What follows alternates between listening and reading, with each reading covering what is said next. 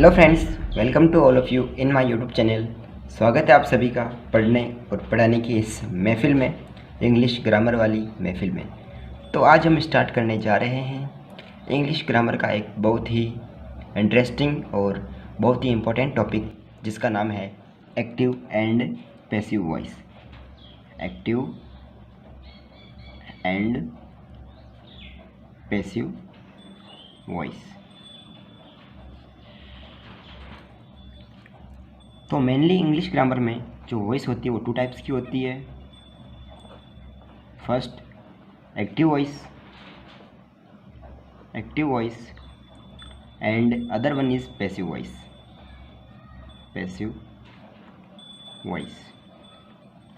तो जो active voice होता है उसमें सेंटेंस की स्टार्टिंग सब्जेक्ट से, then helping verb, then main verb, then object का यूज़ होता है। और जो पैसिव वॉइस होता है उसमें जस्ट इसका उल्टा, सेंटेंस की स्टार्टिंग होती है ऑब्जेक्ट से, देन उसमें आता है helping verb, then main verb की थर्ड फॉर्म का यूज़ होता है, और लास्ट में बाय के साथ सब्जेक्ट का यूज़ होता है। ओके, तो जो एक्टिव वॉइस होता है उसमें हमारा सब्जेक्ट एक्टिव होता है। इट मीन्स हमारे सेंटेंस का जो सारा फोकस होता है वो हमारे सब्जेक्ट पे होता है।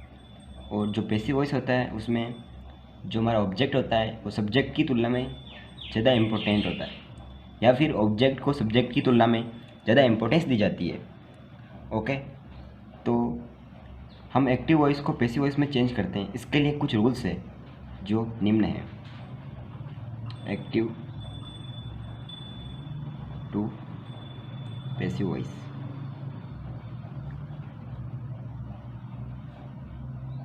इसके लिए मेनली 6 रूल्स है, जो कि नंबर 1 है सब्जेक्ट की पहचान करना। सब्जेक्ट की पहचान करना। और सेकंड पॉइंट है इसका ऑब्जेक्ट की पहचान करना। जो हमारा सेंटेंस है उसके ऑब्जेक्ट की पहचान करना। ऑब्जेक्ट की पहचान करना तथा उसको सब्जेक्ट की जगह रिप्लेस करना, तथा उसको सब्जेक्ट की जगह लिखना, तथा उसको सब्जेक्ट की जगह लिखना। हमारा थर्ड पॉइंट है यदि हेल्पिंग वर्ब है, यदि HV हेल्पिंग वर्ब है तो वो सेम रहेगी, तो वो सेम रहेगी। उसकी साइज बदल सकती है, साइज बदल सकती है। हमारा जो फोर्थ पॉइंट है वो है वर्ब की जो फॉर्म होगी उसके अकॉर्डिंग बी की फॉर्म लगाना। वर्ब की फॉर्म के अकॉर्डिंग बी की फॉर्म लगाना, सॉरी, वर्ब की फॉर्म के अकॉर्डिंग बी की फॉर्म लगाना। बी की फॉर्म लगाना। और हमारा फिफ्थ पॉइंट है वर्ब की थर्ड फॉर्म का यूज़ करना।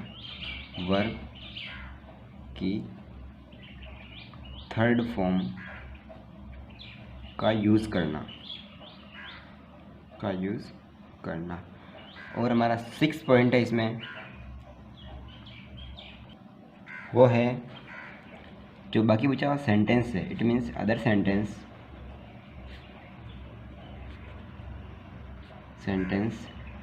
प्लस बाय के साथ सब्जेक्ट। ओके, तो ये हमारे एक्टिव से पैसिव कन्वर्ट करने के लिए 6 रूल्स हो चुके हैं। ठीक है, अब हम एक एक करके इन रूल्स को समझते हैं। तो हमारा फर्स्ट रूल था सब्जेक्ट की पहचान करना। सब्जेक्ट, जिसे हम हिंदी में कर्ता कहते हैं, तो हमें इसकी पहचान करनी है। तो सब्जेक्ट क्या होता है? हमारे सेंटेंस में काम को करने वाला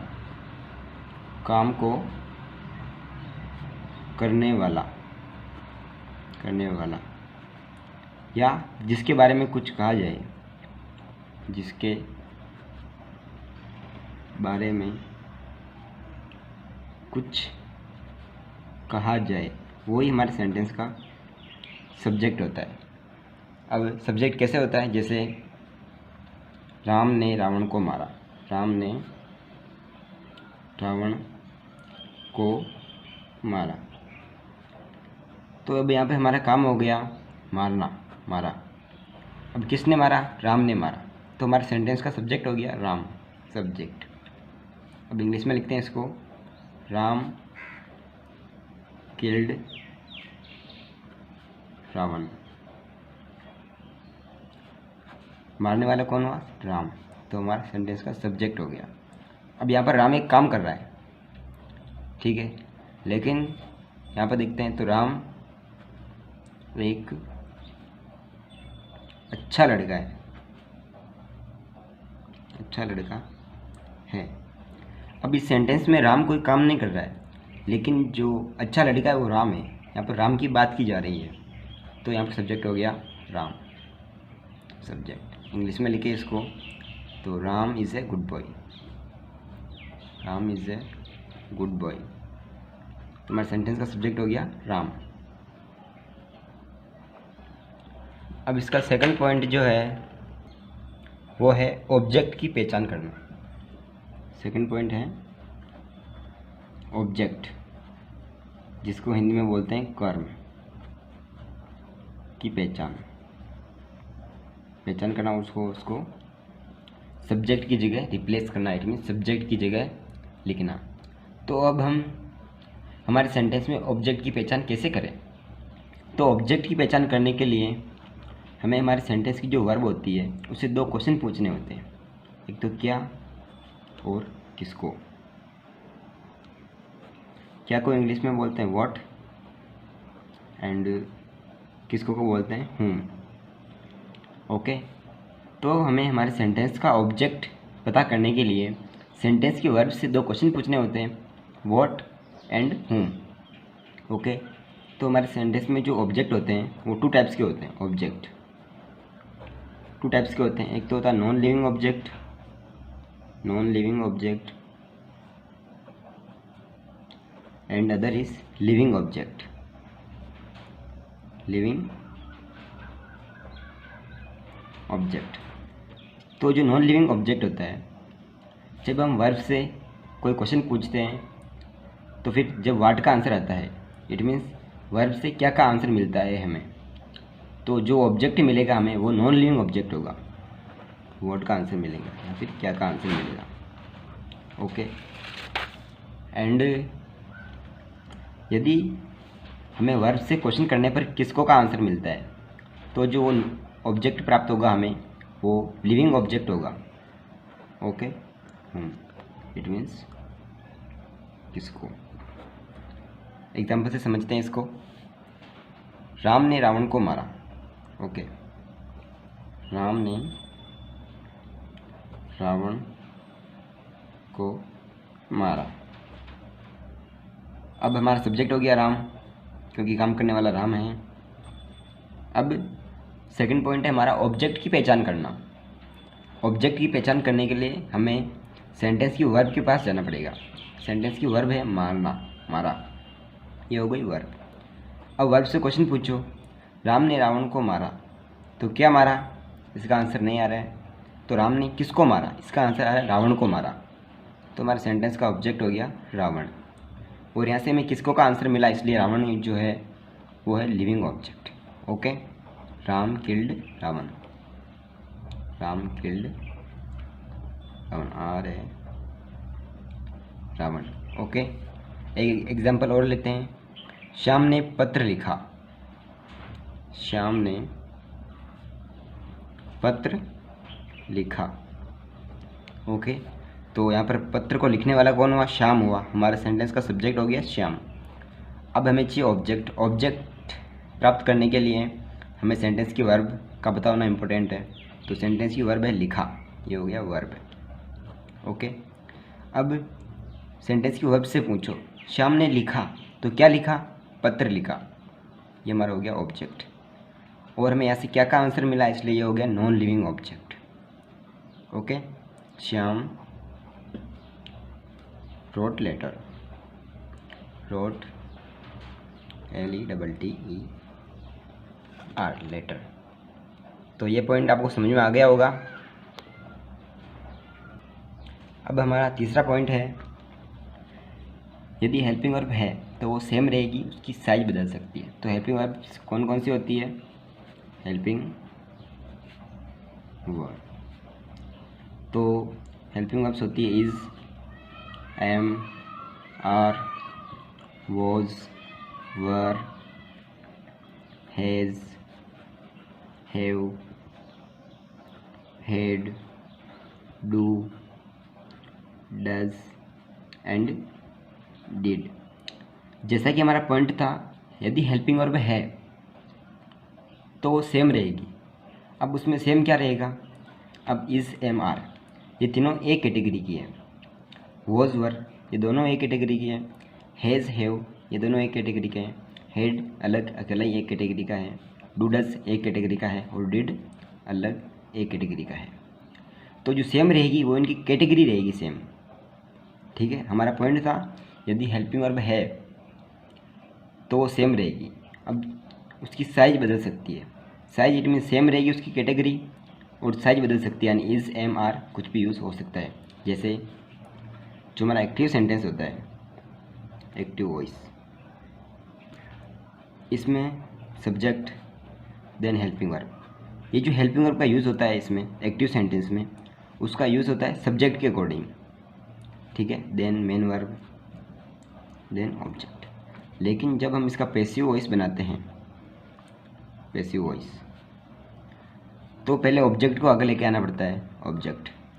अब ये जो हेल्पिंग वर्ब का यूज़ होगा वो ऑब्जेक्ट के अकॉर्डिंग होगा, ना कि सब्जेक्ट के अकॉर्डिंग होगा। ठीक है, देन मेन वर्ब की थर्ड फॉर्म, देन बाय के साथ सब्जेक्ट। ओके, जैसे कि सपोज करो यहाँ पर हमारा सब्जेक्ट सिंगुलर है और यहाँ पर हेल्पिंग वर्ब का यूज़ हुआ इज़, एंड जो ऑब्जेक्ट है वो प्लूरल है। तो जब हम ऑब्जेक्ट को आगे लेकर आएंगे तो जो हेल्पिंग वर्ब होगी वो इसकी कैटेगरी की होगी, यानी इज़, एम, आर तीनों में से एक आएगा। ठीक है, तो इज़ का यूज़ होता है सिंगुलर के साथ, एम का यूज़ होता है आई के साथ और आर का यूज़ होता है प्लूरल के साथ। अब यहाँ पर सिंगुलर था तो इसका यूज़ हुआ और एम का यूज़ होता है आई के साथ। हमारा ऑब्जेक्ट जो है यहाँ पे वो प्लूरल है। ठीक है, तो यहाँ पर आर का यूज़ होगा। जैसे हम इसको एक एग्जाम्पल से समझते हैं, active voice, active voice, Geeta is singing a song, Geeta is singing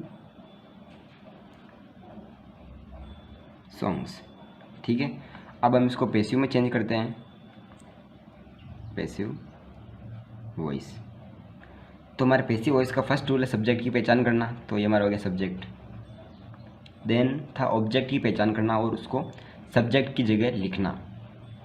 ठीक है, तो हमें सेंटेंस का ऑब्जेक्ट प्राप्त करने के लिए सेंटेंस के वर्ब पता होना इम्पोर्टेंट है। यहाँ पर हमारे सेंटेंस की वर्ब है सिंगिंग, गा रही थी। ठीक है, ये हो गई वर्ब। अब गीता गा रही थी, तो क्या गा रही थी? सॉन्ग्स गा रही थी। ये हमारे सेंटेंस का हो गया ऑब्जेक्ट और ये हो गया नॉन लिविंग ऑब्जेक्ट, क्योंकि हमें यहाँ से वर्ड का आंसर मिला है। ओके, तो अब इस ऑब्जेक्ट को आगे लेकर आएंगे, सॉन्ग्स। देन हमारा थर्ड पॉइंट है, यदि हेल्पिंग वर्ब है तो वो सेम रहेगी, उसकी साइज बदल सकती है। ठीक है, अब यहाँ पर हेल्पिंग वर्ब है इज़, यहाँ पर हेल्पिंग वर्ब है इज़। अब हेल्पिंग वर्ब की कैटेगरी सेम रहेगी, उसकी साइज बदल सकती है। अब यहाँ पर गीता सिंगुलर थी तो यहाँ पर इज़ का यूज़ हुआ, लेकिन यहाँ पर हमारा सॉन्ग्स जो है वो प्लूरल है, यहाँ पर आर का यूज़ होगा, सॉन्ग्स आर। ये हमारे 3 स्टेप्स यहाँ पर कंप्लीट हो गई है। नेक्स्ट स्टेप्स हम आगे पढ़ेंगे, लेकिन इस सेंटेंस को पूरा करते हैं। Songs are being sung by Geeta. Okay, हम इसका एक एग्जांपल और लेते हैं, active voice and passive voice. अब एक्टिव का वॉइस है, सॉरी एक्टिव वॉइस का सेंटेंस है, he does not eat apple, he does not eat apple. Okay, तो अब देखो is am are, was were, has have had, इन तीनों में, इन चारों में अलग सिस्टम है, लेकिन डू और डज और डिड, यदि हमारे एक्टिव वॉइस में ये तीनों हेल्पिंग वर्ब्स आ जाती है तो हमें पैसिव वॉइस में इनको चेंज करते समय ये सोचना है कि ये हमारे सेंटेंस में है ही नहीं, इनको गायब कर दो, गायब।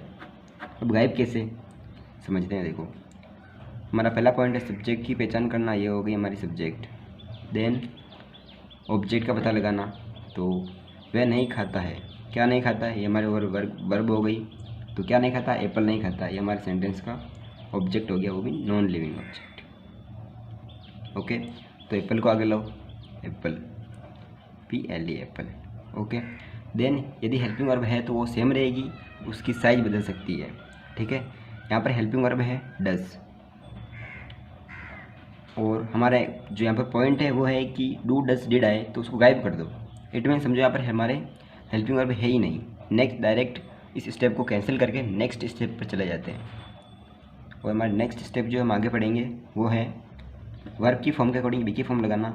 तो यहाँ पर इज आएगा, apple is not eaten by him. Okay, तो हमारा जो 3 पॉइंट है वो कंप्लीट होते हैं यहाँ पर। हमारा जो नेक्स्ट पॉइंट है वो है वर्ब की फॉर्म को देखकर बी की फॉर्म लगाना, ठीक है। वर्ब की फॉर्म जो होती है, फॉर्म के अकॉर्डिंग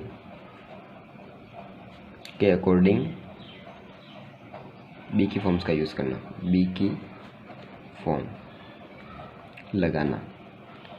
अब ये बी की फॉर्म्स कौन कौन सी होती है, कितनी होती है, वो हम अभी देखते हैं। तो बी की फॉर्म्स मेनली 4 टाइप की होती है। बी की फॉर्म्स होती है बी की first form, second form and third form and ING form. Be की फर्स्ट फॉर्म,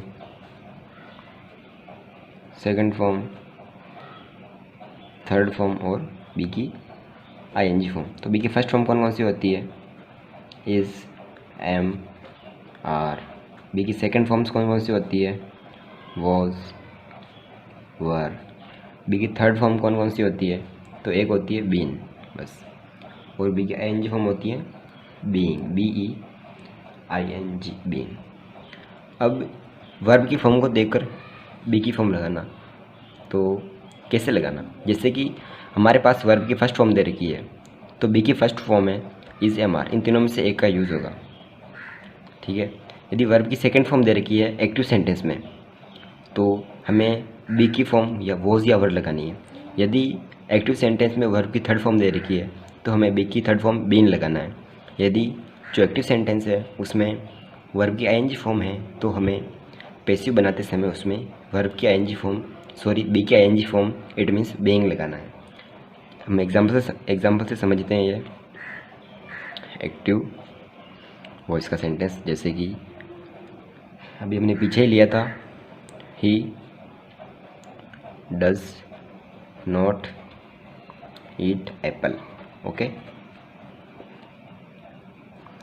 तो अब इसका पैसिव चेंज करते हैं हम, पैसिव वॉइस। ओके, सब्जेक्ट ये हो गया हमारा काम करने वाला, ही वह हो गया, और ये हमारी वर्ब हो गई, वो नहीं खाता, क्या नहीं खाता, एप्पल नहीं खाता, ये हमारा ऑब्जेक्ट हो गया, हमारी हेल्पिंग वर्ब हो गई। तो हमारा फर्स्ट पॉइंट था सब्जेक्ट की पहचान करना, हमने सब्जेक्ट की पहचान कर ली है।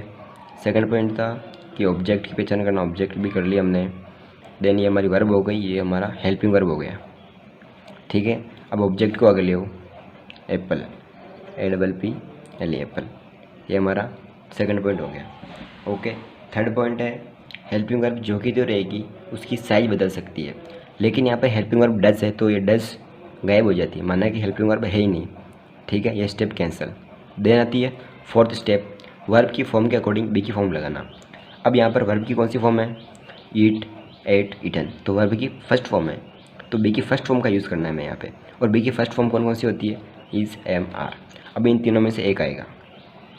ओके, अब एम का यूज़ होता है आई के साथ, आर का यूज़ होता है प्लूरल के साथ, और इज़ का यूज़ होता है सिंगुलर के साथ।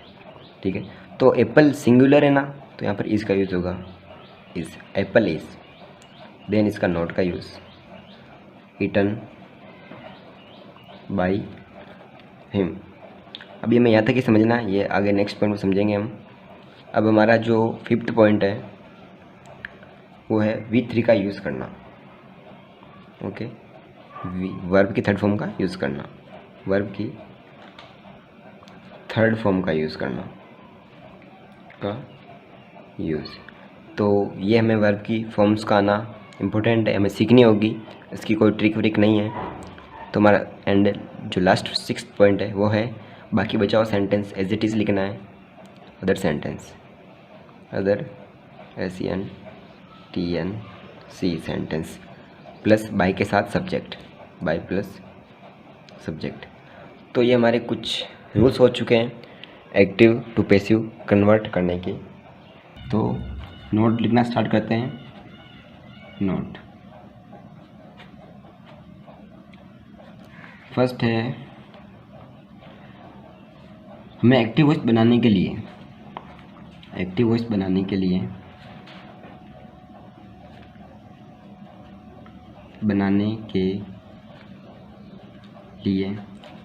सब्जेक्ट, इट मीन्स कर्ता, सब्जेक्ट का होना अनिवार्य है, होना अनिवार्य है। एंड सेकंड जो हमारा नोट है वो है पैसिव वॉइस। पैसिव वॉइस बनाने के लिए ऑब्जेक्ट का होना अनिवार्य है, बनाने के लिए ऑब्जेक्ट का होना अनिवार्य है।